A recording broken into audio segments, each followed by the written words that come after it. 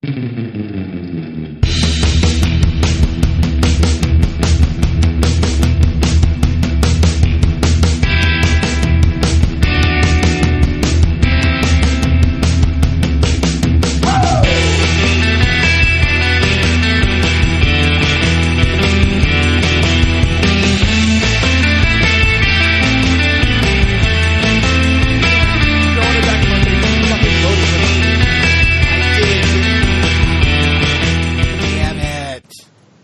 more of the story. I hope they went to jail because I don't feel bad.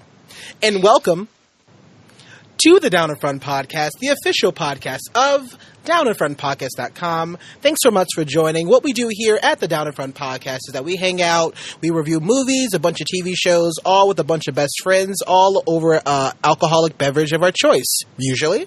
So I'm super excited. We're going to go a bit of a roundtable, and tonight we're going to be talking about Ralph Breaks the Internet, the second version of Wreck-It Ralph. Super excited to talk about this film, especially because the last one came out 6 years ago in 2012, which I'm blown away it was that long. But before we get into a review, what we're going to do is talk about what else we've been watching and also what other beverage that we're drinking. I'm going to toss it over to my best friend. We have a bit of a rivalry happening because we have a big game coming up this weekend. Mouth of the South, Mr. Brylan. How's it going, man? What you sipping on tonight and what you been watching? Go Memphis. I am doing well. How you doing, Warren? I hate you. I was doing great until you said that. Hashtag third time's a charm. Hashtag no. I'm doing well. I am drinking some lemon and ginger tea from David's Tea, which is nice and soothing because after a day on the internet, it can be very chaotic and disturbing. So you need something to bring you back to your center. What I've been watching recently is I went and saw Girl in the Spider's Web, which is the latest movie in the Girl with the Dragon Tattoo series. The original trilogy are some suspense movies that I really appreciate. I even like the David Fincher remake of Girl with Dragon Tattoo. And when this movie was actually announced, I suddenly realized, hey, they made a whole nother trilogy of books about this series, which I found really interesting because the original author, he passed away, and so I guess someone took up the mantle because of how popular these novels have been. But this also stars an actress that I really admire right now, Claire Foy. What's really good about this movie is not only Claire Foy, but also, let me find his name real quick. Michael Fassbender? Is he in this movie? Not Michael Fassbender. Damn, he's great. You'll love it when I say it. It is Lakeith Stanfield. Ooh, he plays an amazing CIA agent in this movie, too. And I think he's the best thing in this movie as well. Is it a straight role from him? Is it kind of comic, like comedic? He has attitude, but he's also like very smart and clever and gets around things really well in this movie, which I thought was really cool. But also, the unfortunate thing about this movie is it is a very paint-by-numbers suspense thriller. You're not going to be surprised by anything. The action's kind of boring, and all the revelations, they really aren't earned because they're kind of rebooting this series with this new trilogy, and you kind of got to rebuild the character of Lisbeth Salander if you're going to do that. And they unfortunately don't do that. They kind of hit the ground running, which could have been fine, but it just doesn't add up to an entertaining movie. So I was unfortunately disappointed overall by this film. But big ups to Claire Foy and Lakeith Stanfield, nonetheless. I love Claire Foy. We talked about The Crown. She was also in First Man. She's having like a great year. I really would love to see her in more things. I didn't even realize that was her in that movie. Yeah. So I would probably support her just about anything that she does. Yep. Oh. Well, Brylan, as always, it's great to see your face. I'm excited to get your take on this Ralph Breaks the Internet. I'm going to toss it over to another good friend. We hang out at times, but arguably one of the best wedding dates I've ever had in my life. Mr. Mocha Mike. How's it going, man? What you sipping on tonight, and what else have you been watching? Hey, yo, what's up, everybody? So happy to be back in the chair with you all. Tonight I am sipping on a little brew from a place called Barrier Brewing Company, located in Oceanside, New York. What up, Long Island? It is called We Are One. I'm going to go ahead and put it up here so that everyone on the live stream can see what we got going on. But I was looking for a beer that sort of represented something about this movie, and I saw this one, and it made me think of the relationship that Ralph and Vanellope have, and how no matter how far apart they are, they're still together. And so I went with that beer. Aww. Anyway, alcohol aside, what I've been watching lately, last week was the Thanksgiving holiday week here in the States for all of our non-U.S. listeners, and I used that time off to binge through some more of the Marvel Netflix shows that I'm desperately trying to catch up on before we get to the end of the year. This most recent completion was Iron Fist, and I have to say, aside from... I'd say that this show is an excellent example of just how horribly Scott Buck fucks up everything that he touches. Is this season 1 you're watching, or season 2? No, season 2. But the fact that he wasn't a part of it and it was so much better is just a perfect example of how this series did not have to take such a quick nosedive at the beginning. I thought season 2 was actually really solid. I was way more interested in Danny Rand's character. The direction of Finn Jones' acting was just much more approachable and enjoyable. I love the focus on all the different characters. My girl Misty Knight, Love of My Life, had a big role in it, which was fantastic. Always love seeing ladies kick ass in shows like this. And you know what? At the end of it, I understand why Netflix decided to cancel it. But I don't think it was a bad decision, and I think that it actually ended in a really good spot. Aside from maybe like one or two final scenes, I think that it was a pretty complete story as it was. So I'm excited to see what comes next with this character, because I don't think that Disney is done with it yet, just the series itself. I think for some reason I binge watched that show and I was up until like maybe 5 or 6 in the morning at one point, and I like finally finished it, and I got to that ending scene and I was like, wait, what? And then it ends, and then they said it was canceled. I'm like, oh, you son of a bitch. But I thought it was like, that was probably one of the greatest, I think is a pretty, not the greatest, let me redact that. I think that was a really strong cliffhanger to kind of end the show off of, if it is going to end, which I don't think it will, but I think it was a pretty cool way to end the show. Yeah, strong cliffhanger, really strong comeback story in terms of the production of the show. And I hope Finn Jones gets to reprise the role sometime soon. Hopefully as a cameo in the MCU. I can't wait to see more Ward Meacham. Yeah, he finally became lovable at the very last minute. Yeah, it took how long? I feel bad for that guy's character, because I was like, man, you were terrible in this season 1. Season 2, I'm like, you're better. You're definitely better. Then he starts going through some shit. I'm like, oh, he has some serious acting chops. He still looks terrible, but like, all right, I don't mind it. And then the show ends. So I did enjoy it. So I'm glad you actually kind of binge watched that, Mocha. Yeah. Also, I got to give a shout out to Bryland. I know in the past you and I have had disagreements about whether or not Netflix shows in general would be better if they were shorter. I still am a fan of just more content at all times, but I think that the second season of Iron Fist, which was 10 episodes, was greatly improved by having it be a bit more condensed in the previous season. So I'll give you this one. Yep. I think I also said that too, so you're also giving me a shout out. I've never done that willingly. He mentioned my name. Bunch of bitches. Thanks, Mocha. It's always great to see your face. 5, Mrs. Jackson. Yeah, I know. Well, I mean, it's pretty good. It lasted about 5 minutes in. It's never bad. I am for real. Oh, I hate that song. It ruined my childhood. With that, we have our very special guest. Again, literally, I think this is a record to go back to back. I don't think we ever had a special guest go back to back. Mocha doesn't count at the time. I know you're going to pipe in a moment. But super excited. One of my best friends. We hang out all the time, although she lives 1,000 miles away, at least. Friends with Bruins, Harry Potter, Wizarding World, fanatic, Megan Arnold. How's it going, Megan? What you sipping on? What you watching? And what is your favorite Disney princess? I would say it's good to see you again so soon, but I'm excited to see Mocha and Bryland. You're so mean to me. Right now, I'm sipping on some Colby Red California Red Blend wine. I've reviewed it as Friends with Blends in the past. I'll put something up there again today. But one thing that I wanted to call out on today, which as we're filming is Giving Tuesday, where you're supposed to give back after the crazy Black Friday and Cyber Monday.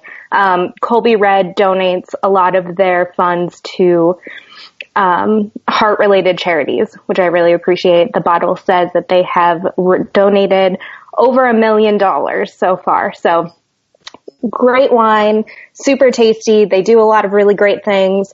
Also, they have hearts all over everything, which is just like this next installment in Wreck-It Ralph. Hearts everywhere, so I love it. What I have been watching, I recently saw Instant Family, which was one of the most enjoyable movies I've seen in a very long time.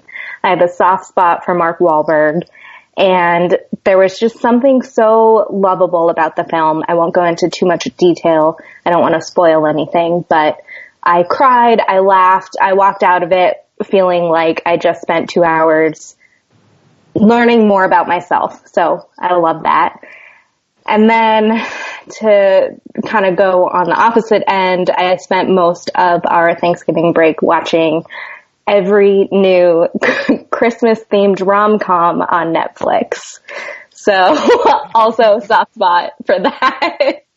Loved them. They were great. The Princess Switch, Vanessa Hudgens. Wonderful. She's still making movies? She is. Did you watch that Santa movie with Kurt Russell? I did. I'm too scared to. Every time it shows up on my Instagram story ads, I get like frightened and I slide away. I feel like it's the Santa Claus 4, and it's like he has to break into a prison island and rescue the president or something. No joke. There is a prison musical scene. Oh, so wow. You should check it out. And for sure, my favorite Disney princess is Belle from Beauty and the Beast, with a close second for Tiana from Princess and the Frog. Nice. Good I job. love books and I love baking, so there you go. You love bacon or baking? Baking. Have you seen Princess and the Frog? Yeah, I'm just asking you. There could have been bacon in that. I like bacon too. That is probably one of my favorite songs, Going Down the Bayou, as well as the the little. We don't have to get into that movie. We can talk about it later.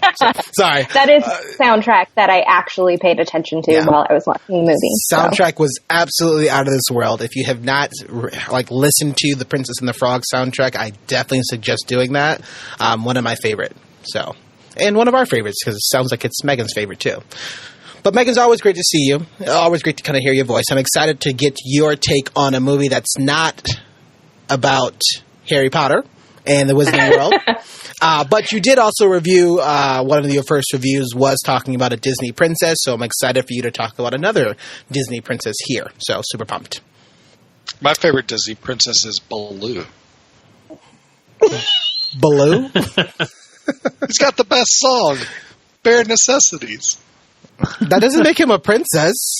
No, but he's a great Does singer. he sing while looking at a reflection in water? He probably. I think he actually was.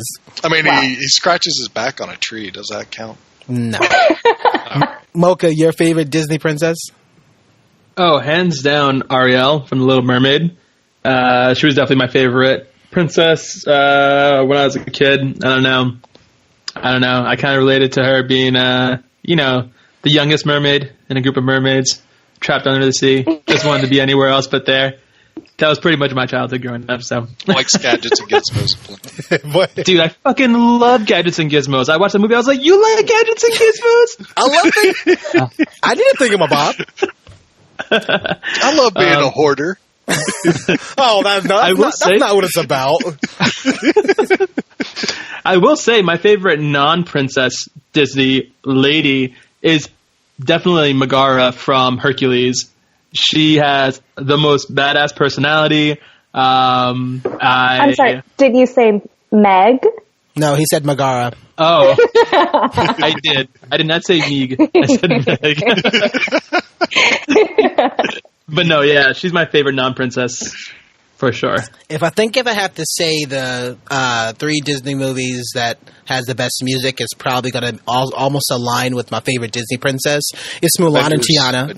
No, Mulan and Tiana, favorite Disney princesses. But I'd say Hercules, Mulan, and Princess and the Frog probably has the best music in all the films. So we can definitely kind of talk about that. But I'm pretty sure nobody can beat Go the Distance. That's like pretty much a perfect song. But my name is Warren. I will be the host for this evening. I am currently sipping on some vodka and some Valerian Nights tea. I think I was also trying to get a little bit with, Arabian Nights, Disney. But it's really good. And it's also by David's Tea, so thank you so much. It makes me sleepy, so it's perfect. I got a chance to watch a whole bunch of stuff. I'm only going to talk about 3 of them here. Saw Widows. I was super excited to see that with Viola Davis. I wouldn't recommend. The movie was a bit of a mess, but I also enjoyed it. A bit of a heist film. The show that we talked about before with Julia Roberts called Homecoming on Amazon Prime is absolutely out of this world. I'm so surprised that not as many people is watching it, probably because it's on Amazon Prime and you don't see too many commercials about it, but really, really enjoyed the show. I'm really bummed that I kind of want to see Julia Roberts in everything at this point because she was great in it. But I think one of probably the top well-acted movies, I think, and more of the character works that were just written was Green Book. I saw that last night, starring Mahershala Ali and I was going to say Ving Rhames. Viggo Mortensen. Yeah, thank you. No. So Viggo Mortensen. Viggo Mortensen. What? Mortenstein. Get out of here. It's Mahershala Ali. Mahershala Ali. I always mispronounce that. So I really, really enjoyed the fact that this was an inspiring, based on a true story. One of the guy who the movie was like a main character, he actually wrote it. And although it was more of a kind of a period piece, it definitely made it seem like, never necessarily judge a book by its cover. It gave you that kind of duality of a purpose, and it definitely kind of taught you a couple lessons.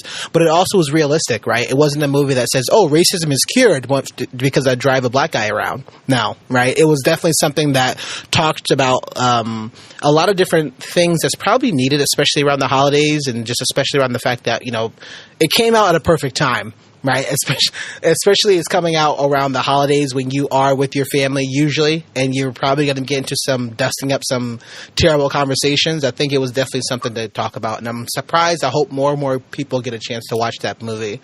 So that's Green Book. That's out in theaters right now. Homecoming's on Amazon Prime, and Widows is out in also theaters, but you can save your money for that. I don't like them. So I'm going to go ahead and we'll talk about, let's do a couple of shout-outs. We have Send Sips. I'm going to toss it over to the marvelous Brylan. Brylan, who are you sending sips to tonight? I am going to send my sip out to George R.R. Martin. Finally, after many, many years, he has released a new Game of Thrones book. But it's not the sequel to Dance with Dragons. It's called Fire and Blood.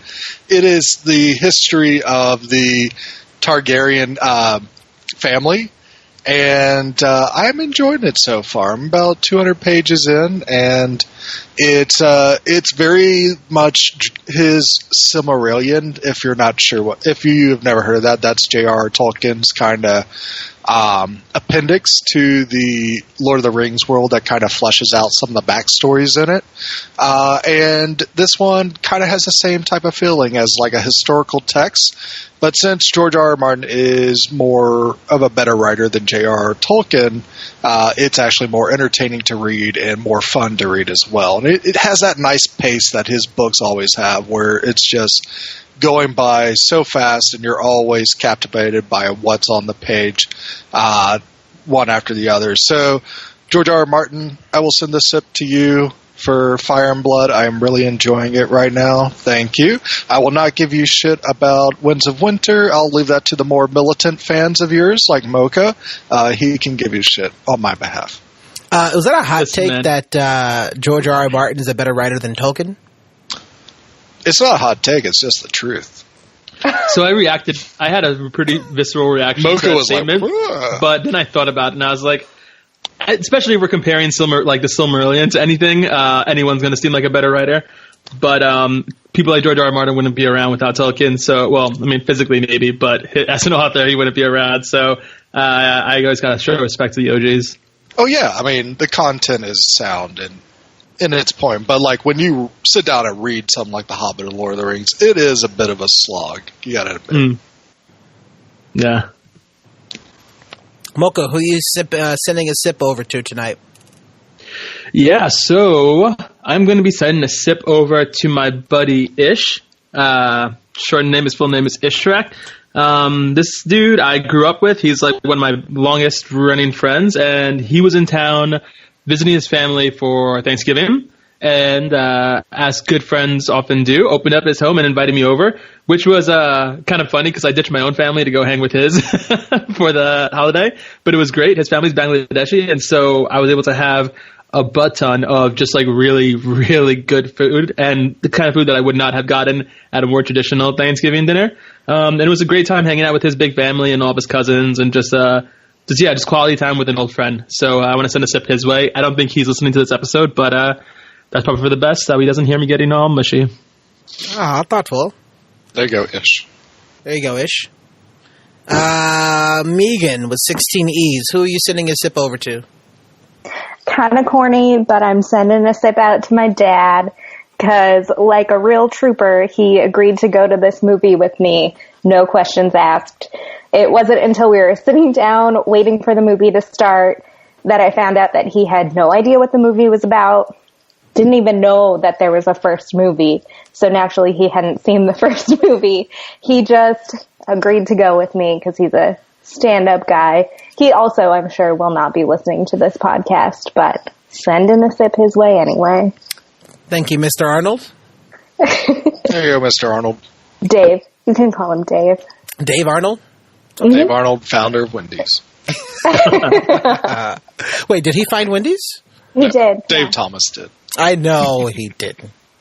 My sips are going to go out to, I got 2 sips to send out. I'm going to also send one to my mom because thanks for reminding me. I also did not do this. Thanks for cooking for us. Traveled down to Jacksonville and she was like hustling, bustling. I'll show you the photos, but she had at least 15 sweet potato pies, 2 pineapple upside down cakes, 1 pound cake, and she had 2 cream cheese cakes, and she had banana bread and zucchini bread in the fridge before I got there. And that was just the desserts. So just keep that in mind. She cooked this all within less than 24 hours. She had 2 hens, which don't eat meat, but she had 2 hens, she had a roast, and she had vegan sausage for me. It was out of this world. And, of course, mac and cheese. I mean, come on.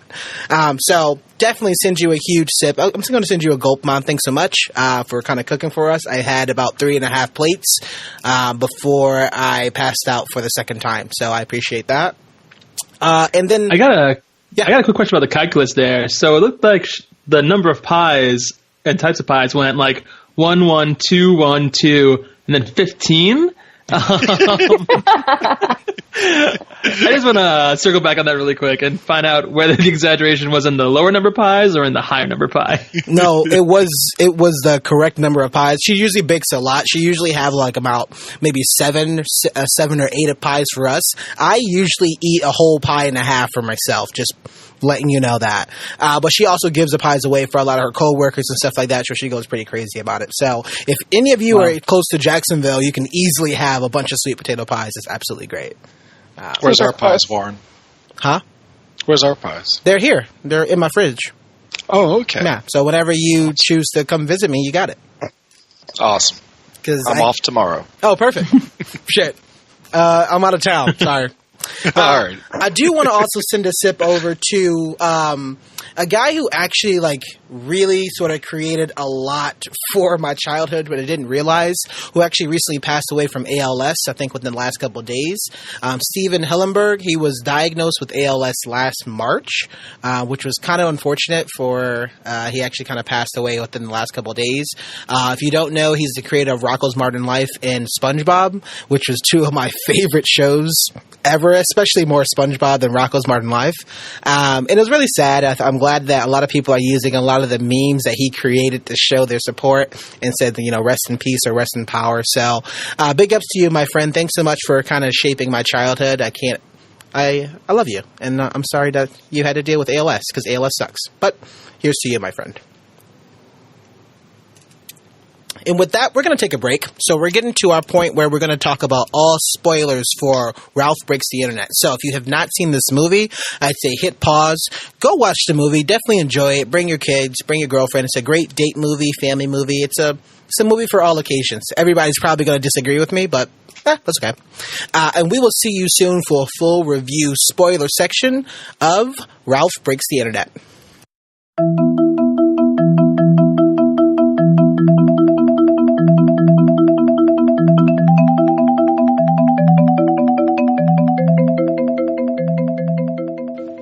And we are back, and we are the Down in Front podcast. Super excited to be in our spoiler section, so we will be talking about the different sections of Ralph Breaks the Internet, the second version of the Wreck-It Ralph sort of universe. Super excited to have Brylan here. We have Mocha here. We have our special guest Megan, or Megan, however you want to pronounce it. We're going to be breaking this movie up into a couple different sections. So we did want to talk a bit about the characters and the design of the actual film itself. We'll talk a bit about some of these kind of complex sort of topics at how Disney handles it in this movie, things like attachment, abandonment, and sort of just friendship. And hopefully we kind of close it off with talking about sort of the internet as a whole through its lens, how they were able to kind of animate a couple of the things of giving us some imagery, a part of those actual to the film before we kind of close it out. So, as always, I'm going to toss it over to my favorite, Brylan. Talk to me about characters and the design. Yeah. First off, I want to premise this by saying Wreck-It Ralph, the original one, was one of my favorite animated films of the last decade. I love that movie. I love how clever it is and how it talks about just outsiders coming together to be themselves and being proud of themselves. But also, I thought like the character design was so unique that we haven't really seen anything like this in a Disney film before. And it definitely dug to the nostalgia trip of all these classic games that I used to play as a kid growing up, being the backdrop of everything as well. And I love it so much to the point, like I always tell myself, if I ever have a daughter, I will fight for her to be named Vanellope, and daddy-daughter Halloween costumes will be Wreck-It Ralph and Vanellope until she gets sick of it. So I know there's no better way to traumatize a child. I was going to say, that sounds pretty cool. I would love to do that. Yeah. That's a good idea. But as far as Ralph Breaks the Internet, so when it comes to the characters, you do have John C. Reilly and Sarah Silverman return as Ralph and Vanellope, and they're still great as those characters. They have a lot of charm, and they have a great rapport between themselves of how this friendship grows and everything. It's really cool to see how they are at the beginning of the movie, but also how they end, because this journey that they take is about the growth of a friendship, which I thought was really cool. I found that some of the jokes they were given were just like, they weren't really landing as well as like the jokes in the original film. Like they go into some odd places, like they have this critique on Zangief's hair grooming methods, and also like just discovering like, oh, the name of eBay is from this guttural noise that Fix-It Felix makes. So I just felt that some of the jokes that they were telling were kind of weak, which isn't the character's fault necessarily, it's just more of the writing as it stands. But also along the way, like we also were introduced to a lot of side characters in the first film, like Fix-It Felix, like Calhoun, like Pac-Man and other characters from video game lore, and they all get pushed to the side for the most part in this film. I think one thing, especially with Fix-It Felix and Calhoun, it would have been great to see like a scene of them trying to actually be a family with the Sugar Crush kids. I thought that would have been really cool if they continued that as like a bit of a side story in the movie, and we just see the beginning and the ends of that, and we really don't get to see like how that happens. Yeah, something tells me they probably shot a bunch more of the film with a bunch of those cutaways of them like losing their mind, kind of going crazy, so that at near the end of the movie, right, that moment is kind of worth something. They kind of built to that moment. I really wonder that they probably cut out all of that in the movie and thinking that was more of a distraction and they wanted more of the internet. Which is, it felt weird. They introduced it and we didn't hear anything about them at all up until he was stressed out at one time in the movie. Then we see them and it's all solved in the end. So I thought it was kind of weird. Yeah, it definitely felt a little too abrupt at the end when they revealed that. But we also get some neat new characters like Gal Gadot's Shank, who is a hot, sexy, badass lady that can kick ass, but also drive really well, just like Gal Gadot plays in every single movie she's in. And she's really cool, and I think her crew is really cool, especially Butcher Bob, who's he looks super big and tough, but he actually is a very eloquent person that talks about like the latest TED Talk that he watched and stuff. So I thought that was a pretty hilarious one-liner from him. I did think that Taraji P. Henson also did a great job as Yes. I wasn't sure how this character was going to kind of sit with me. She was kind of an amalgamation of the gig economy and streamer culture and this whole thing of like building your likes so you can actually make a fortune and stuff and be a professional by being this immediate personality on the web. And it was neat that they used her to give a little insight into like the behavior of that type of culture that's out there on the web. I think it might have been a little bit stronger if they like if they went out of their way and kind of got someone that maybe a lot of people know, like Ninja or anybody else that's like a popular streamer, and maybe blended them together and see what that would have been like. I thought that would have been pretty interesting. That's a great call out. I didn't even think about that until you just said it there. It really did feel like they kind of missed the ball on just creating these characters of people who are already internet famous, whether it's streamers, whether it's the unboxers. I mean, they literally hit everything, right? And it's kind of a bummer unless they did, right? And they did voices that we don't necessarily know about yet, but I know that you've been looking through all the different voices right now, so I'm sure you don't see them. But that is kind of a bummer. You know, that would have been cool to kind of get – that would have been like kind of breaking the fourth wall a bit, but also been pretty cool to see. Yeah.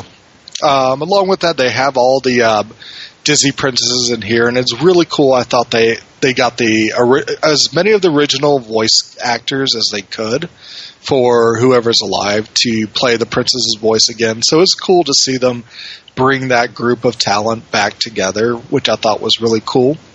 But what made me like just get emotionally welled up and everything was a Stan Lee cameo that we see just briefly or everything. He's walking by. Just immediately I'm just like, my eyes are watering. I'm like, don't do this to me. It's too soon. Yeah, I guess we should have known that was going to happen, but I still was not ready for it, especially so soon, because we were like fully immersed in this world, in the internet world, and we're in the Disney section of this internet world of this movie, and you just see him pop up, and I think everybody, and I had a lot of kids in my theater who probably didn't really quite get it, but you hear everybody's like, "Aww," it's like, "Oh no, that's such a sad," but like it's a great moment. Like he lived through these movies, right? And it's kind of the same, thing. I think the one thing that we talked about is Alan Rickman. Me, Megan, and our another friend of the podcast, friend of the show, Derek, talk about, his role and kind of seeing him just kind of live through. Like he is like literally the epitome of the Snape character. So you're sad, but at the same time, like you're glad, you're happy that is who they've become, which is great. It's like they're transcended out of their body to me. Yeah, absolutely. But I hope to see more surprises of Stan Lee pop up everywhere. Fun fact, I learned that he actually made a cameo in The Princess Diaries, which is amazing. So Princess Diaries is Marvel canon. Everything's canon. That's great. What cameo was he in that? Do you know? I don't know. He's like a wedding guest. Nice. That's the scene he's in. Other than that, with the characters, I thought they were actually leading up to some romantic tension happening between Ralph and Shank, so I was kind of bummed that didn't really lead anywhere, that Shank was just her own person, and Ralph was just being Ralph. And he had some very, very idiotic moments in this movie. I didn't see that romantic tension at all. Maybe I was reading too much into it. Did anybody else? Brian was definitely thirsty during Wreck-It Ralph.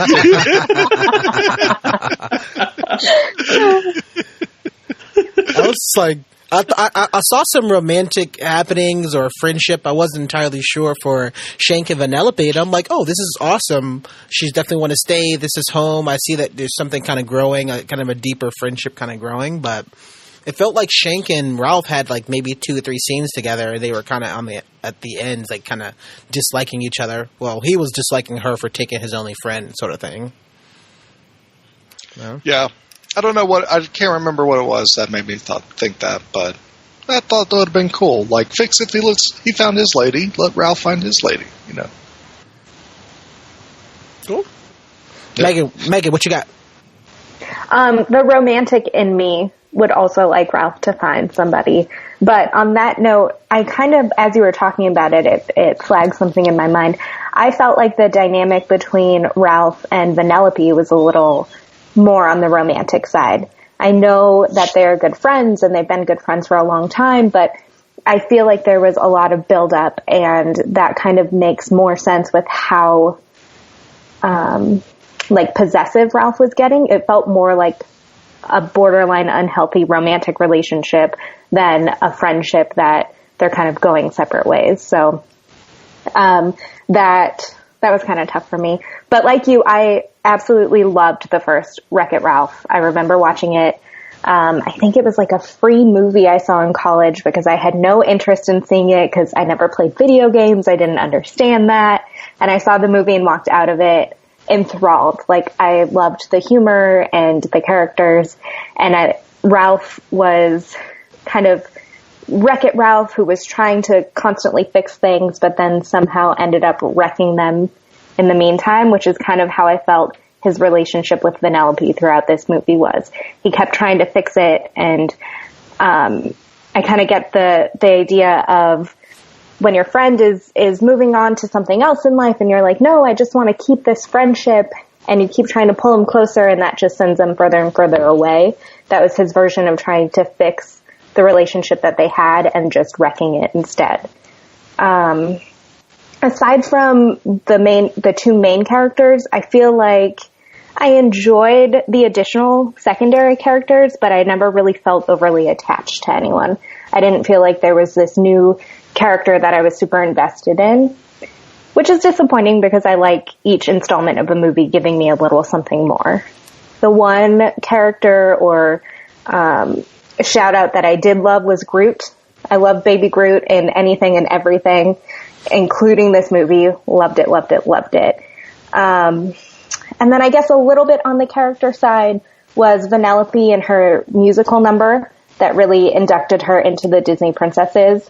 I absolutely loved that scene. I know it was super cheesy, but they kind of took your cookie cutter princess staring into the water and turned it into this kind of dirty video game, and this was just Vanellope's, like, this was her. This is who she was, and she was a little bit rugged, and I loved it. It honestly reminded me of a mix between La La Land, which I kind of loved, and Fast and the Furious, which I know everyone hates the movies, but I love them so much. But when everyone's, like, dancing on the brightly colored cars, it was crazy, and I loved it. One thing that I do wish they had was Jason Statham, because I love Jason Statham in any and every movie, and he would have been a perfect character in their little band of misfit car thieves. I hope Slaughter Race gets nominated for an Oscar for Best Song. I just love to see it up there with all the Star is Born songs. I mean, it has to. There's only been like at least 2, maybe 3 movies this year that actually has like a musical number in it. So if it doesn't get nominated, that'll be ridiculous. I love the fact that you kind of expand on something I'm probably going to talk about maybe a little bit later of these characters, Megan, as of we've seen a lot of Disney movies. Like we've lived with these Disney princesses for years and years. And we've always been shown their sort of comfortable side, right? We see it in Mulan of she's just like one of the guys and she feels comfortable. She can eat like another guy too, and she can have like that camaraderie with those people, but the entire society and how she's necessarily viewed as a princess and more prim and proper. We see that in a lot of these characters. Whereas now that we've get this Vanellope character, and the thing that makes her more original and the best is because she can kind of live in that moment. Like although her song is ridiculous and it's funny inside of this sort of basically Grand Theft Auto sort of video game, it's still very funny and it's endearing, right? And the moment that she kind of goes to all the other princesses, the instant they were like, oh man, she looks comfy, right? This is something that we've always wanted to do, and completely changes their world. So they're all in their comfy attire, which I thought was great. And I love that, what we were used to is seeing this princess in a dress doing things there, and I love the fact that they have Merida in this movie, because that was sort of like, it wasn't the start of the break, but she clearly was like a tomboy shooting bow and arrows, like beating all the other guys at all the archery contests, and clearly this is what she wanted to do. So I'm glad that it took a next step over, like even further into that. Like racing cars is like the thing that Vanellope wants to do as much, like being in this dangerous sort of environment and racing and living up to, or at least being friends with a woman who is even better of a racer than her. I love the fact that they actually kind of injected that in this movie more. Also, Merida just spouting out the hard Scottish Gaelic was amazing. I love it. I mean, I was bummed that they were like, we don't actually understand her. I'm like, oh, come on. Like, that's kind of BS. I like that was one of my favorite lines, too, is, oh, she's from another studio. Yeah. I get it. But we had Baymax in here, and I was just, oh, no, not Baymax. We had another Pixar thing, a couple Pixar things in here, and they didn't like focus on that one more. And I'm like, come on. There were a couple things. Buzz was there. Buzz Lightyear was there. Okay, Baymax was there, I'm pretty sure. Yeah, Baymax is Disney. Sorry, that's why. Yeah, there was a lot of things that didn't like it came into the background. They didn't quite put too much focus on it, but the only thing they had focus on that was Pixar that says, oh, we don't understand her. I didn't quite like that. I was kind of bummed about that, but I can understand why. I did appreciate the fact that they clearly, for this movie, and a lot of movie theaters, movie studios do this, especially nowadays, but they recorded different lines for the scenes in the trailers. And so that same Merida scene from the trailer, she is in the same like thick Scottish accent talking about how her story from the movie about how her mom, was it her mom who turned, or her dad who turned into a bear, and how she had to go fight him and that stuff, her mom.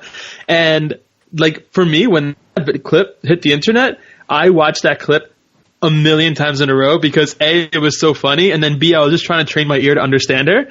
And so I was so ready for that line of dialogue in the movie, and when she said something that was not only completely different, but in an even like thicker accent, it made me crack up because it completely subverted my expectations. So I appreciated that. Yeah, super. I really enjoyed that scene. Anything else, Megan? I want to go a little more in depth on the princess and their comfy attire, but I'm going to hold that off until the internet more in depth type of a thing. Okay. Mocha, what you got? Yeah, so I'll say this first. I love the design of each location in the internet. Overall, I think the design of the internet, or at least its depiction of the internet, wasn't terribly original and wasn't actually fully up to date. Brian touched on this a bit, but the fact that there was no reference to like streaming culture whatsoever shows, like, for me at least, this is a version of the internet that maybe didn't even exist, that maybe existed like 3 or 4 years back. And the designers, and the designers working on this just weren't aware of that change. And I think it shows. And unfortunately, that's one of the things about the internet, is that it moves so fast that you really have to be staying on top of things to know what's current. And I think it kind of showed its colors. The design team showed its colors in that regard. But that being said, everything that I did see in it, I thought was like brilliantly designed and depicted in a very like Disney style. I appreciated the fact that, for instance, the Amazon building was this massive, like, brutalist, oppressive, like, tower looming over the sky, like completely, like, different in coloration than everything else. How Twitter was just, a tree full of little, like, Twitter birds, and every time one of them actually, like, tweeted, like, a message popped up, And the fact that they were all cat videos too was appreciated. It was great. It was definitely cute. I really like the way they depicted the internet, especially and in addition the underbelly. I love the fact that when you go to the dark web, all of the human characters or representations are all wearing like hoodies with sunglasses, and they have their hands in their pockets looking super sketchy. Like the thought of people walking around like that while they're browsing the dark web was just really really tickled me. I also thought the characters for the new characters they did introduce, I thought they were really memorable and really lovable. Every one of the characters introduced in Slaughter Race was fantastic. Not all of them got a lot of lines like Butcher Boy did, but they all definitely struck a lovable chord, and I appreciated having them in the movie. But even Spamly, the friend that Ralph makes, who is a spam bot who goes around trying to get people to go to his website, like him taking them to his website, aka his apartment, and sort of like showing him around and having that creepy friend who, I can't remember his name, Gorg or something like that, where every time he would scream for him, he would just be there with his weird eyes. I can't. So this movie really surprised me in a few moments, and one of those moments was the moment where Gorg first appears and he extends his arm to hand over the document. That freaked me the fuck out. It really legitimately disturbed me, and I wasn't expecting it. And I don't think I don't think anyone had a reason to expect just how creepy that character was. But in the context, it was like I had an immediate recoil and then laughed, and I was like, wow, that's like. There are a lot of parallels between comedy and horror, and I think for them to input something into this Disney movie that was really creepy and disturbing, but still have it be kind of immediately lovable once you kind of relaxed after seeing what happened, was just like, I thought, like masterfully done for that little character who has no dialogue whatsoever. Also, I appreciate the concept of Stanley's job as basically being a loot grinder or giving out jobs to loot grinders and gold farmers and stuff. Yeah. That was a good take, and I had a really, really fun time with the character. I think his name is like Double Dan or something like that. But he's Gorg's older brother who they go to visit in the dark web to get the virus from, and he has his brother's head face on his neck. That was another scene I was like, oh god, when they showed it, and it was super disturbing but so funny, and the fact that they kept making puns about his goiter or the face in his neck and stuff like that, it reminded me of a really good execution of the mole joke from Austin Powers, which I wouldn't have expected in a Disney movie. So I don't know. I thought that the world they developed and the characters they put in it, the ones that were original, were really well executed.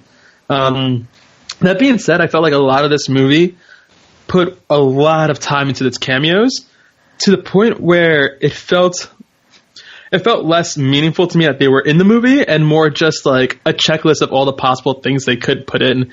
And I felt like while it was pleasant enough, it detracted from what the movie could have been. I feel like I had some issues with the movie that I feel like could have been solved by expanding more on the plot and maybe some of the characters that we were already introduced to in the original movie, rather than storing up so much time for little cameos or little quick jokes about things in the background, just to remind us that, oh, this is the internet that you know, and these are things that you know. I don't know. I feel like they didn't strike a good balance in that regard. But again, speaking of cameos, the Disney princesses, hands down, best thing about the movie, for me at least. The entire scene with them was just really fun and seemed really natural. They all seemed like real people, and watching them get a chance to relax and talk and hang out was just really fun. And it's also something you don't get to see a lot in movies really in general, but especially animated children's movies. You don't often get to see a bunch of girls just hanging out and having a good time together without any other scenarios going on, love interest, any immediate danger. They're just hanging around being people, and it kind of surprised me watching it. I was like, wow, I can't really think of all the number of times where I've just seen a group of girls or women in an animated show being people, as opposed to being things that were being saved, or, as Megan mentioned, of love interest. And it was really enjoyable. I love seeing them hang out in their casual wear, and I honestly would not have minded more of that in the movie, or more of all of them hanging out together, regardless of which scene they were in. And yeah, all the different internet locations were all pretty cool, but going with what I said earlier about how the cameos felt a little forced at times, the Disney section of the internet really kind of felt like just a long commercial for Disney parks. It felt like what anyone would experience if they were walking around in like Disney World or Disneyland. And I get it because it's a Disney's movie and it's an easy way for them to cash in on the kids watching it, getting excited about going to a place like Disney World and then asking their parents after watching the movie. It makes complete sense from a business standpoint, but it just really stuck out to me as something that wasn't that it felt more like an advertisement than it did just them trying to put something heartfelt and meaningful into the movie itself. Yeah, I definitely agree. I know, especially with one of the last sort of reviews that we talked about, obviously keeping it non-spoilers for Fantastic Beasts: The Crimes of Grindelwald, but I definitely got a sense of the amount of cameos and Easter eggs that she put in that movie. I was getting a sense of, man, there's a lot of stuff happening in this one. So much so, as much as that we talked about, like one of our favorite sequences was that Disney princess, especially because I have never, especially me not watching the trailers, and I know that was a trailer moment.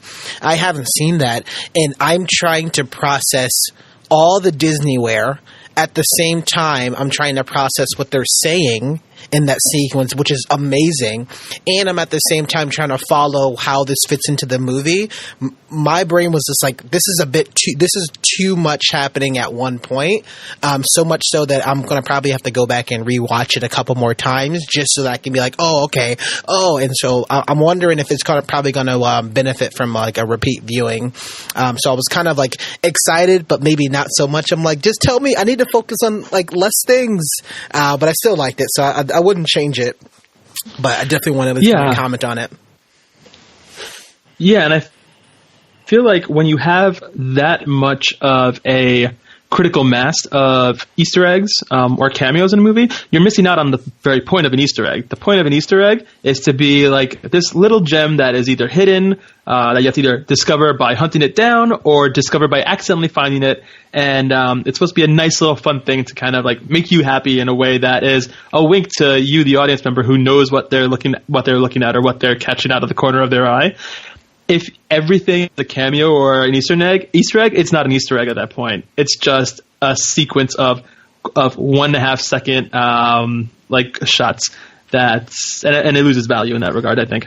Yeah, but I think also, like, talking about a video game world, internet world, like, this is the same thing. So I don't really regard it as, like, being, like, a con or, like, a negative, right? Same thing with Wreck-It Ralph. I remember there was so much background stuff that was happening, right?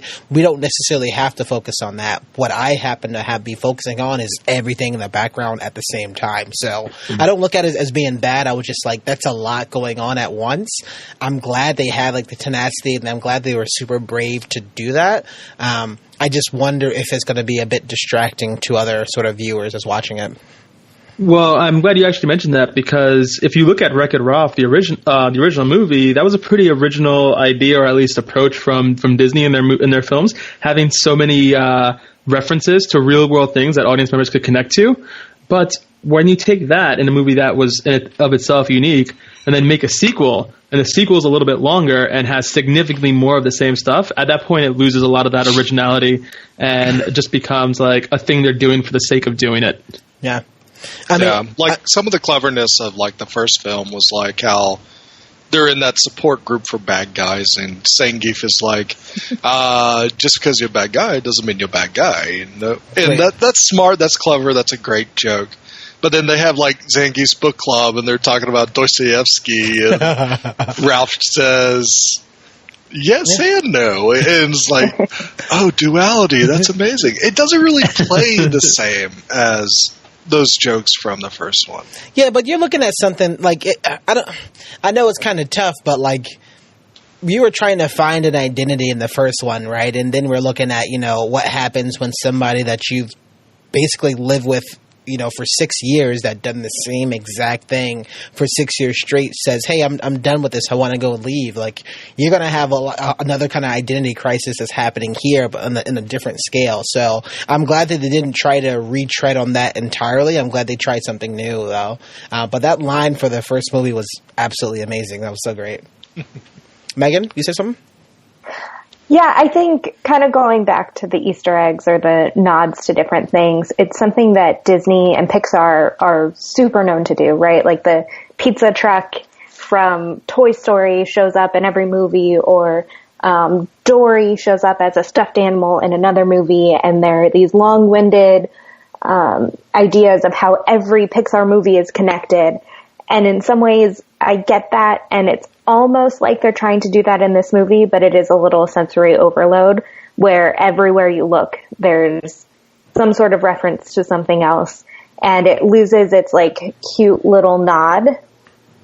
But I also see where you're coming from, where it kind of ties back into the first movie, where that's kind of what Wreck-It Ralph is it's taking all these references that everyone knows and just giving you a story behind the character. So I'm kind of torn between that. So I get like where all of you are coming from. I think it's a very Pixar Disney thing to do, but it can be a little overwhelming in this context. I also like to compare it to, Ready Player One, the movie, to the book.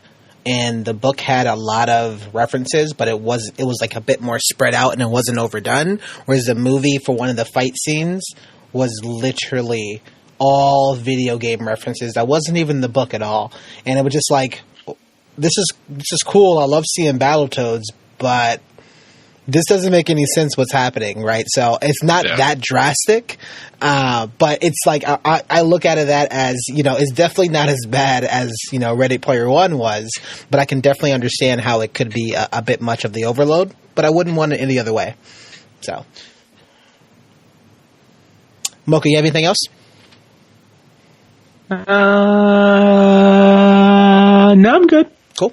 So I'm definitely going to talk about a little bit of some of the things that we had mentioned. I do want to talk about, the design itself for the Disney princesses. This is the first time that we're seeing Tiana, Mulan, Ariel, where we have not seen them in this animation sort of view before, and it kind of was freaking me out a little bit because I'm like, I've only known them flat. My entire world is like blown at this point because they look great. I don't know how to process this. And then we got Moana back so soon, which I thought was actually great because I didn't know that she was going to be in this movie either. So the fact that they kind of injected that entire sequence, which is absolutely amazing. I mean, I literally would watch that sequence again. Bummed that that was in the trailer, but again, we talked about why I also don't like watching trailers. I love the fact that they were kind of bringing up some deeper topics in this actual film that as this movie ages, right? 6 years is a long time. As this movie ages, things also has to age and sort of progress. That we got Mr. Ludwig, is it Ludwig or Ludwig? Litwick. Litwick. Yeah.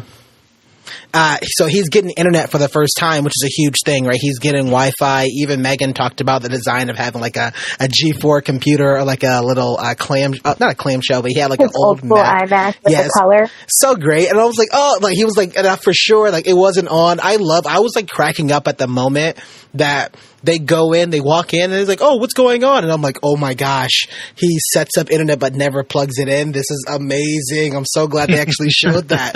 But like, there's some little things, right? They just talked about the design that leads to kind of some other kind of further moments and details. And the fact that we go from like a static game, like a static video game, like Wreck-It Ralph, and even, the racing games, to the fact that we go to the internet and all this other world that's there, right? That's how it also kind of transitioning. And I think that also tied back into the characters of some of their emotions and their sort of motivations of what's happening in actual film. I like that it was that transition because, things comes at you fast, right? Now people are going to be streaming everything, YouTube, and they also talk about the likes, and that is what their focus was on. So I thought that was actually kind of pretty cool that they had that there. Other than that, I did feel like Ralph's character lacked a good amount of development. It just felt like he was pretty one note a lot. He was very angry. He was sad. He was insecure. He literally showed almost every negative emotion I can think of. And really everybody else in this film was pretty innocent.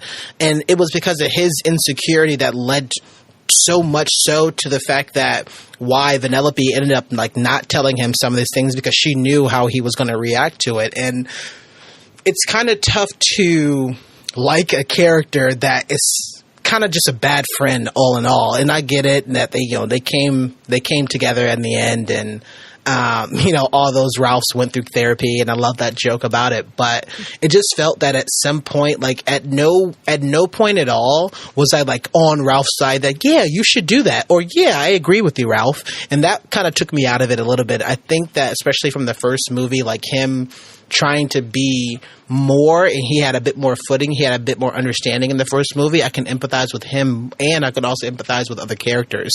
In this movie, it definitely made you seem like you kind of don't want to like Ralph. You definitely want to be voting for Vanellope, especially because she has all these princesses and she has all these other friends, whereas Ralph is pretty content with his ways, and he's kind of stuck in his ways, to lack of a better term, which is interesting to talk about that at the same time we're talking about a movie that's transitioning out of the static games into more of an internet real world.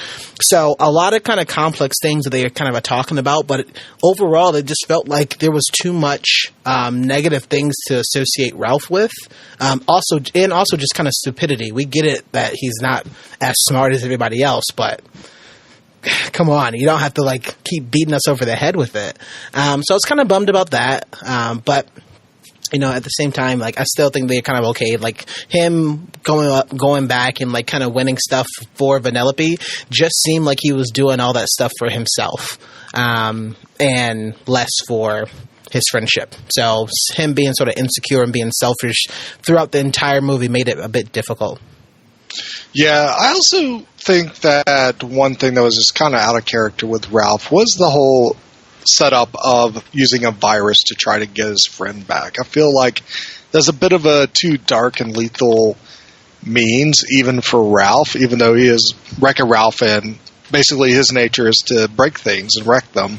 I still feel like even as dumb as Ralph is, he has grown a friendship where he would never stoop to that low.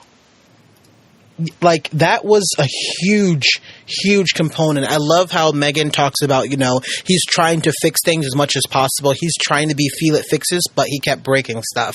And that was another call-out back to the original movie. The first movie, they directly talked about that, right? So then, coming from 6 years later, now he's in this new world. He's still trying to do the best things as possible, yet he's still messing up. He's had super success on the YouTube version, right? He had a lot of success getting a lot of money, was able to buy the wheel. But the fact that he just gets angry and says, hey, I just want to slow the game down a little bit, like, we had in Tron, it felt like that could have been kind of reworked a little bit differently, because he intentionally is doing something negative to try to make her sad, right? I just don't think that's another, like I was talking about, there's nothing coming back from that. You intentionally chose to break that video game for your own liking. I think that was kind of a bummer. Yeah, Mocha? Well, I think something that's interesting about that is there's a secondary or like a sub-moral there, which is the notion that it can feel good and feel safe to do the same things that make you happy all the time. But if you never go explore outside the world that you've created for yourself, you're not going to grow in any sort of meaningful way. And I think that was the point of Ralph's character. He was doing all these he wound up doing a lot of shitty things or behaving in shitty ways, but it wasn't because he was bad. It was because this was his first time being exposed to these sort of negative feelings. Like, she was his first real friend, and this is the first time he's had to deal with feeling jealousy about another friend's desires to go elsewhere.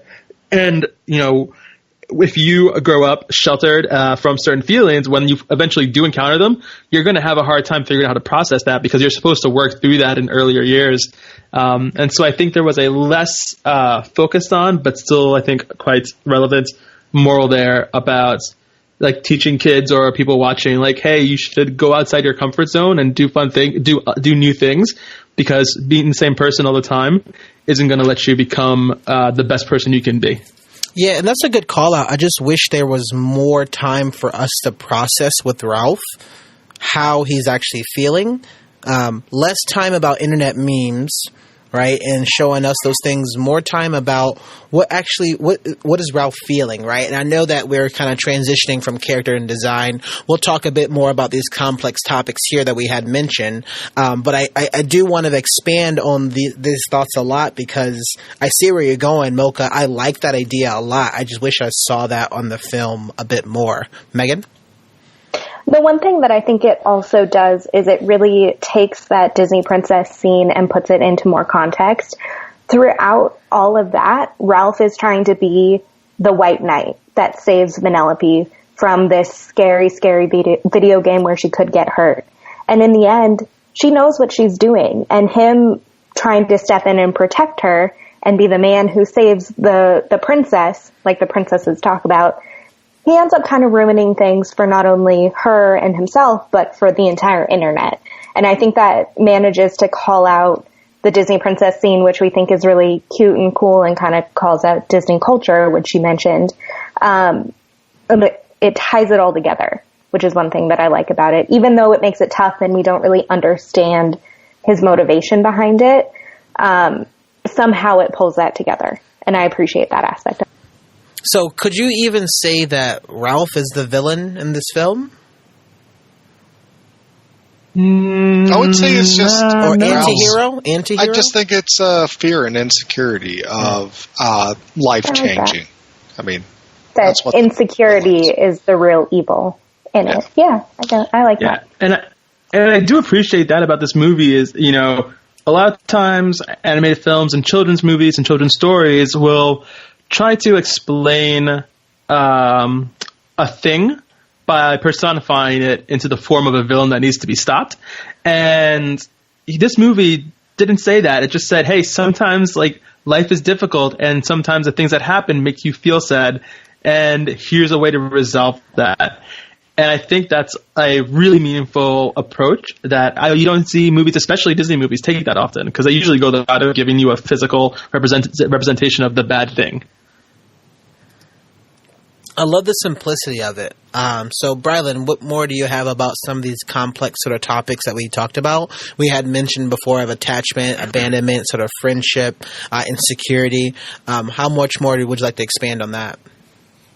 I think, this is probably one of the strongest suits of the story and the theme is that it doesn't give us like a big Disney villain to actually confront. It is more of the internal struggle that our characters are having.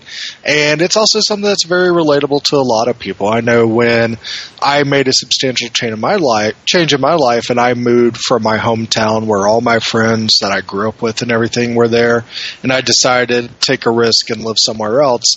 I know for a few years I was like kind of a hot mess and stuff, and that it took me a while to kind of figure out what am I doing, and at first I thought like everybody hated me and stuff, and I'm up here. So it was just a learning phase that I was like, no, I'm just like trying to adjust, and I got to get used to how people exist and move in a different environment. And that's what it is that change is going to not necessarily change your character, but it's going to change how you actually approach your day-to-day life, or to really focus differently on how you want to pursue your goals and your dreams and stuff. And that was done really well, I thought, between Ralph and Vanellope for the most part. I feel that the plot, though, that they had to tell these themes and everything was just too cookie cutter. That the ultimate, like, the linchpins for the story that were set up with the broken steering wheel and getting it on eBay and having to buy it and them messing up on eBay, sometimes it just felt too convenient to drive the story along, but also the silliness of the setup, I kind of think took me out of it for a little bit, so I didn't feel the same impact that I think I should have felt with this type of story. And so it made it very hard for me to kind of dive in and care a lot about what the struggle was going on. There was even points at times where I felt like, oh, it's just, this movie just keeps on going on and doesn't know where to stop. And the ending of it does really get to be something that kind of where everything is cleaned up, but they still are just protracting a lot of ideas and want to continue with like their cameos and their fun moments to give as many sight gags as possible, which I think take away from this emotional core that could have been really strong. And there are some great visual elements that they do to represent like the struggles of friendship and everything. Like the Million Ralphs was great. I like that, even though I think the virus was like a little too heavy-handed of a tool for Ralph to use. I think like the nature of the virus was really cool. It's very objective, very robotic. It's like, I'm going to find an insecurity and then I'm going to analyze it and then copy it everywhere. And that's literally what it did. And like all the Million Ralphs just yelling friend running around, that was cool because they didn't know what they were doing. They were just going after Vanellope because that's what they perceive as their friend and that obsessiveness that Ralph had in them. And then when they grow together as a big one, how they're able to like kind of have a talk and reason was a neat moment. But I felt like they needed more to kind of build upon that moment as well. Yeah, I can't agree with you more, especially the big sort of end-in sequence. It definitely felt rushed. I would have loved for them to solve it in a more creative way besides just talking it out. I know that has to happen at some point, but it happened very quickly. Like, shit goes bad, everything goes bad, let's try to fix it. Same thing that we've been doing this entire movie, right? So they're still trying to do the same sort of trends. And then at that point, there's like, oh, let's do like this Norton antivirus. Also, love the fact that no one gives a shit about Norton antivirus. It's hilarious. But also it's funny that, you know, they try to do that and then they said, or, you know, therapy, right? And the moment she says either do the Norton antivirus or they can all go through therapy. And you're like, oh, they're going to go through therapy.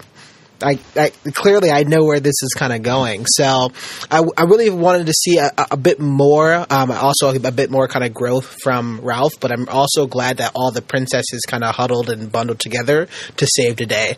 And I'm glad that was like the big focus there. That was pretty cool. Or at least save Big Ralph. Strong man's in trouble. We need to save him. So great. So great.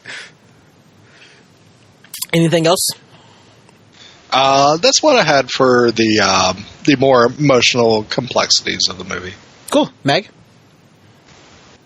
I have to say, going back to what Mocha was saying about how a lot of Disney movies take this idea and make some sort of personification of it, that was actually one thing that I really liked about the movie was them taking an insecurity and making it a virus.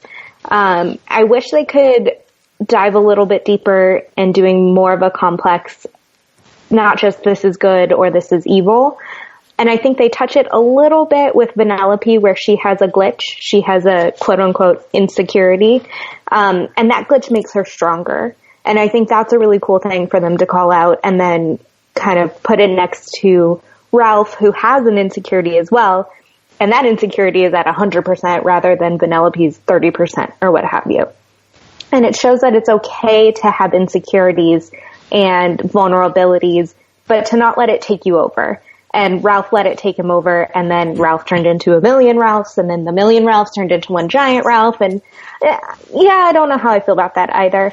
I wish they could have done something a little less heavy-handed. And same thing, kind of crammed everything in the end. You have all of these scenes that are really fun and quirky, but they don't really do anything for the plot or that emotional longevity of it. Yeah. Yeah, you know, people constantly underestimate the emotional and the intellectual complexity of children. But I think this movie did a really good job of taking a relatable set of feelings and that any child may have and like making it accessible, making it understandable, everything they need to know about like how to like overcome it. I thought it was good. Yeah, so I definitely agree with you, Mocha, on that. The only other thing that I'll kind of branch off of that is that I definitely saw a lot of parallels between a few different things. There's a lot of different, and every Disney, every Pixar, like there's in a lot of these movies, there's a lot of different layers. There's a lot of different imagery. I'm glad that they talked about, you know, how Ralph feels when he feels that he's abandoned, right? His only friendship. Like we kind of explore that, and we kind of see that. He's not quite there with Felix because Felix now has a wife. And now that Felix has a wife and they have a family, technically, Ralph is kind of left with not a lot or really anything. So I'm glad they kind of go ahead and kind of talk about that. I thought it was really interesting that they had a parallel between going back to your game is like going back to life. So in this world, video games is like going to your everyday life, kind of day to day. And there's like a line that says that, you know, you have to go back and do it. You know, what if you don't want to wake up and kind of go back to your game and come and do that? It's something about that, you know, what happens if you kind of get back into this actual cycle. So I like the fact that they had video games, which is literally the opposite, quote unquote, right? The opposite of going to work. But they also kind of branched that together, which I thought was pretty cool. I'm also glad that, you know, and I'll also transition to this next section that we'll talk about, you know, looking at the internet and how Disney is kind of branching this together, that they actually talked about and had the opportunity to kind of fit in internet bullying. That was a really, really big concept that, you know, they didn't talk about the streamers, which I thought was kind of bummer, much like Bryland's talk about. But I know one of the biggest issues that I was, you know, looking at was, are they going to talk about internet bullying? Are they going to talk about trolls? Are they going to talk about all this stuff? And I'm glad they talked about it. I wish they would have handled it a little bit more with a little bit more confidence. Because one of the first things that Yes says is, oh, we should have told you not to read the comments. Right? Because people are going to be like these evil people. They're only going to say these mean things. They're only going to, like, they're just basically going to be trolls, right? For lack of a better term, they did not want to say internet troll, but that's exactly what it was. And I'm kind of bummed that, you know, one of the biggest characters that is about this business is telling Ralph, who's brand new to this world, not to look at it, which that's a message to say, don't look at him, as opposed to saying that, you know, you don't have to pay attention or you don't have to sort of embrace them. Like, that's not you. You can be your own person. You can have the confidence in yourself. Those people are going to say whatever they want to say, but that's like assuming that all comments on YouTube or all comments on the internet is negative. And it definitely felt a bit more problematic that they didn't, like, she basically was like being about that, and it was kind of a bummer because we saw some positive, but we also saw a lot of negative, and that's what I kind of took out from the actual scene. Mocha? So first off, really quick point, if you haven't been anywhere near a YouTube comment, you know that they're all negative. YouTube is a trash fire. Or Russian ads. But yeah, and I think Bryland might have started to touch on this point a little bit earlier, but everything that you just mentioned about them calling out the internet bullying culture, people feeling bad online, was important and good and relevant to kids these days. And I wish that they had just cut out a couple of seconds of random other cameos and given us a bit more about that, because this is another example of the adults working on this film not having caught up with where the world is today, because internet bullying for kids that are in school is way more targeted than just having some not nice comments underneath a post. It involves people like dogpiling on you. It involves people like spreading lies and rumors and like shutting you out of social situations, doxing. Absolutely. It is way more intense. And for kids who are in school, way, way, way more focused. And those quote unquote comments aren't coming from strangers on the internet. They're coming from the people that they know and have to see every day. And it's a huge problem. And I feel like this movie really missed the mark by just touching on the comments and not actually talking about at all about what internet bullying is like for actual kids. Yeah, I can't agree more. Megan? I definitely agree. I think it's something that people don't talk about very often, and when they do, it's not to the extent that they should. It would have been a perfect moment to dive a little bit deeper. I think they made one slightly offhanded comment that was not really easy to catch on to, but Ralph does say, "This is the only heart I need," when it goes to the cookie that Vanellope made for him that said, "You are my hero." And I think that that's a really sweet moment. And they kind of take that, right? They kind of say, okay, he's read the comments. He knows that they're attacking him, but he has the confidence to say, the only thing that matters is the opinion of the people that I truly care about. Mm-hmm. It's tough because then you circle back and she's deserting him, he feels. But I think it's a key moment that shows that he's kind of stepping above all of that and taking his own self-confidence in his own hands. One thing that I do appreciate is the likes, the hearts. they treat it like currency. And I feel like that is, as much as so many things aren't a current idea of the internet, I think that is a current idea that for some people, more than money, more than actual dollar bills, likes on the internet, hearts on Instagram, retweets on Twitter, that is the currency of this generation to some extent. So I kind of appreciate how they do that parallel with the internet. Yeah, but I know even going off of more of what Brylan's talk about, and I'll toss it to you, Brylan, after, is all of this stuff that we're saying for right now is, you know, definitely feels a bit safe, right? They could have easily went there. They have gone there. I felt they have gone there in the past. They, for some reason, chose not to, and I'm curious to see if there's like a darker cut, maybe with some death. I don't know. Brylan, what you got? Yeah, so my whole take on how they perceive the internet is that this is Disney's, like, just wholesome view. Like, if Disney ran the whole internet, it'd be kind of like this. So it'd be very orderly, very wholesome, but still have a dark web to it, which, I mean, yeah, definitely Disney would have a dark web. But it's not really reflective of, like, the realistic chaos that goes on the internet. I'm not saying that we should have seen like a Pornhub sign or a Pornhub area in this movie, but we should have seen a lot more chaos. I think if everything was aggressive, if Yes was like super aggressive about like the urgency to get likes and stuff, you would definitely gotten a more rational and realistic view of the internet.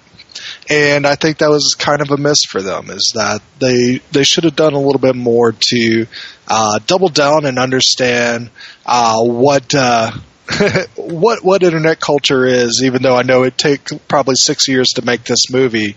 Find ways of trying to keep it as current as possible, because like Mocha mentioned before, the internet moves super fast. The other thing I would actually just to mention is why weren't the internet people freaking out at these old-timey video game characters walking around? I think that would have made it a more interesting story. Like if you think about it, the internet was this new thing that was plugged in and everything. They had just known the arcade and the arcade machines around them for the longest time, and then if they're going to the internet, change it up a bit. Make it seem like it's a different universe. I felt like it was a little too convenient for them to fit so easily into moving around the internet that they did. Also, and that also made the world just not as interesting as the original Wreck-It Ralph. But I did appreciate like all the memes and everything that Ralph did. I thought those were fun and everything, especially the Ralph rolling at the end of the credits was a fun little nod to just internet culture. So I enjoyed that a lot. But I think they could have gone with some more internet culture concepts and made some more interesting story elements. So if I think about like all the people I hear from is like, they said this is coming out, or they said this happened. Or like the propensity for false information to be so pervasive nowadays. Like say, oh, they said this happened, this must be true. And if you created like characters that would move around called the theys, and that they would actually have like this random like just garbage that they would throw everywhere, I think that would have been pretty neat to see. That sounds awesome. What we got? Yeah. I want to see that so much now. But yeah, I think that there was just a lot of misses, because it feels like they took a description of how someone's dad described the internet who's never used the internet before and went with that. Meg, you have anything more? I really like all of those call-outs. I have to 100% agree with that. The one thing that I wanted to tie back to the internet, kind of looking at itself with the Disney princesses and their comfy gear. It's kind of like the internet's version of taking a character that we all know and putting it on its head. So all over the internet, you see the hipster Disney princesses, you know, Snow White, who says, I had an apple before Steve Jobs or whatever. And those things are pretty cute and funny along the internet, and they somehow tie that in, and I liked that. But But I agree. It could have been darker. It could have been a little bit more real. There are good sides of the internet, right? Like, the internet is what is connecting all of us right now, and the way that we can stay connected to so many people that we love. But there's a dark side too, and there were a lot of themes and things that they could have touched that they just didn't. Mocha, what you got? Yeah, like I mentioned earlier, I didn't think this was the most original depiction of the web, of what the World Wide Web could be. I think that this movie should have been released 5 years ago, and everything about it would have fit in much more appropriately with the time. I think that, the whole idea of exploring the internet isn't very original, and I wish that we had gotten a different setting. Like, I, for one, am a big fan of the idea of keeping the Wreck-It Ralph characters within a video game universe. And I agree with you, Warren, that if they had stayed in the arcade machines, it would have been probably a bit boring and redundant. But, again, looking at where technology is today, we can take the internet idea, still have Mr. Litwack set up a modem or whatever, but then have that modem connect Ralph and Vanellope to a online video game streaming platform like, let's say, Steam. And so now you have another world which is just as ripe for creativity and exploration as the internet as a whole, but it's still contained within the world of video games. You can still have your cameos, but have them be in completely out of their water in non-arcade video games, and expand on that a little further. I don't know if that's necessarily where they should have gone, but I think that there was potential for them to have fun with the internet without having it just be the generic, oh, this is the internet, and look at all these websites I think, too, just doubling back really quick, thinking about the way the movie handled its final conflict with the millions of Ralphs who formed into one giant Ralph. I, too, didn't really love the fact that it was just a manifestation of his insecurity, and all they could do was scream like friend and chase down Vanellope. I felt like, I don't know, like Ralph himself was a bit more complex. It was maybe not complex, but had a bit more going to his insecurities than just that. But what I think would have been really awesome, tying into our conversation about not looking at the comments and dealing with internet bullying, would be if whatever virus it was that came out actually manifested some of the negative things that were being said on the internet. Some of the not likes. And those were the things that started chasing people around and terrorizing the world and hunting down Ralph. Because then all those individual mean thoughts and feelings swarming together and becoming this massive version of him that is literally crushing him and that he can't defeat until he reaffirms his connection with somebody who actually cares about him. That is a very similar chain of events, but has a completely different take if you put a little bit more effort into what those cloned Ralphs are. So yeah, I don't know. I think that this movie did a lot of interesting things, but still held itself back in a lot of ways. And I hope that they just try to reach a little higher for the third movie. Yeah, I'm only wondering because I'm curious, where would this movie go next? Whether it's VR, whether we talk about streaming, if we're going to introduce something else, or maybe if there's a new Wreck-It Ralph video game that Ralph finally has a love interest. I'm sure there's a bunch of things that this can go, but I'll be curious to see where it goes. But yeah, I agree with everybody, for what you said here. It definitely felt like this internet was like the parental guidance internet version of it. I think that's kind of funny. Like the V-chip? Yeah. Yeah. It was like a super basic, and I'm like, well, this is not the internet I know. I don't know. Ralph starts a subreddit. Oh my gosh, that would be so great.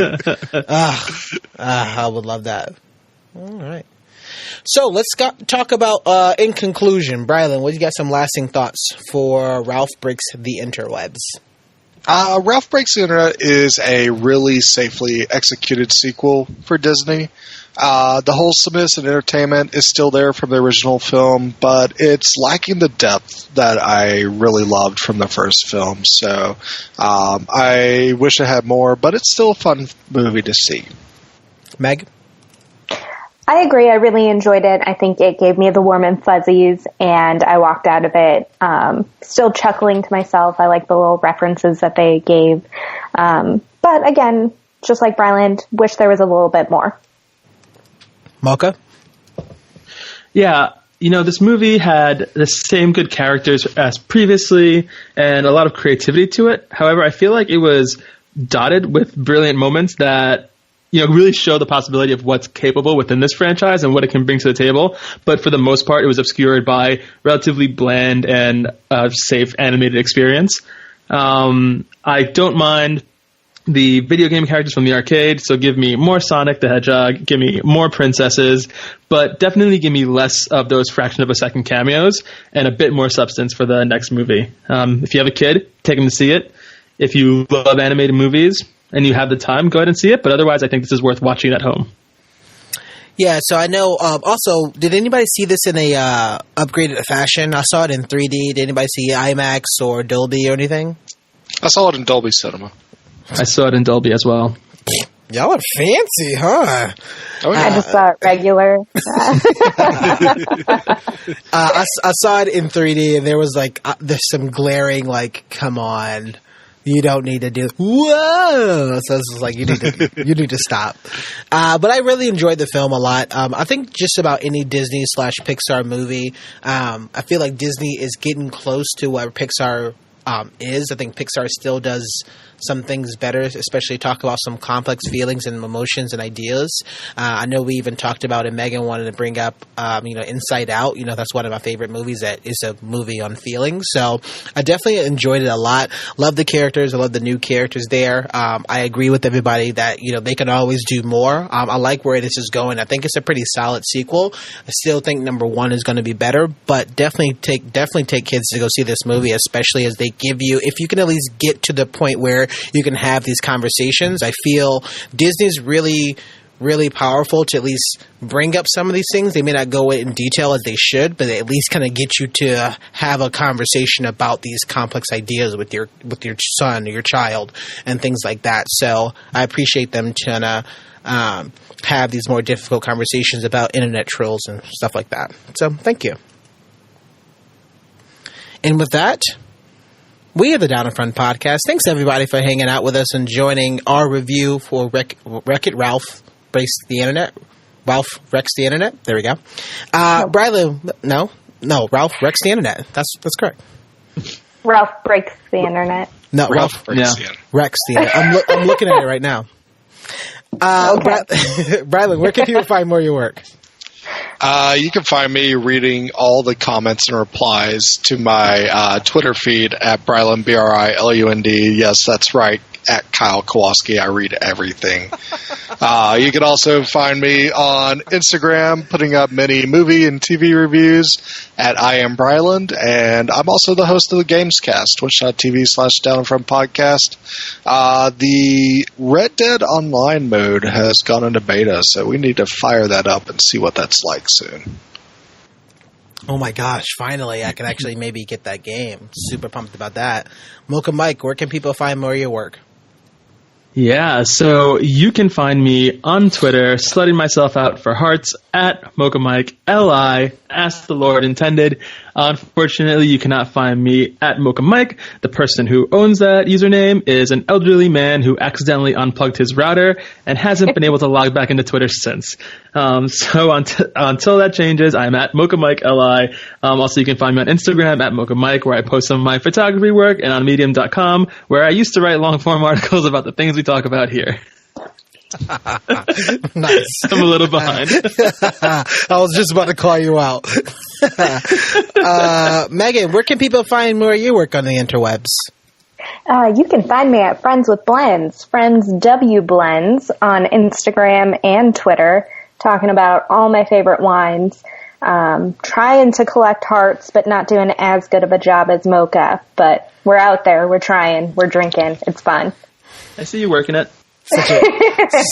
We're out there, we're trying, we're drinking, it's fun. Such a great time. I'm coming on this podcast to try and get more traction.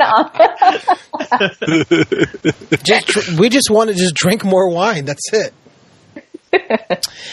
We are the Down in Front podcast. Check out more of our work just about anywhere that you kind of search for us. So we have a facebook.com/Down in Front podcast. I mean, we're on Reddit, we're on YouTube, we're on Twitter at _AFP. If you like what we do, you actually want to kind of help us out, any and all donations going to be helpful because it is Giving Tuesday. So check out and become a patron, patreon.com/Down in Front podcast. If you like our intro music, that's actually done by the Shredder Blewett himself, who could or could not be kicked off this podcast. Who knows?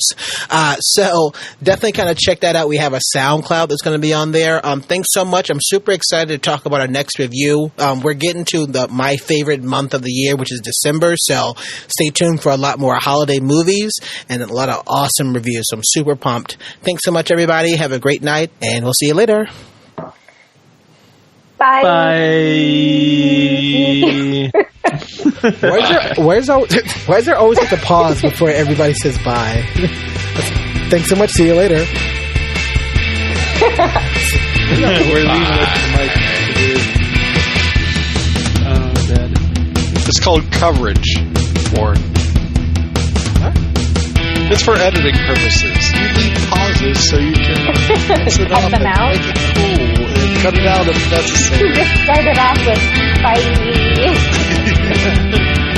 We didn't even talk about the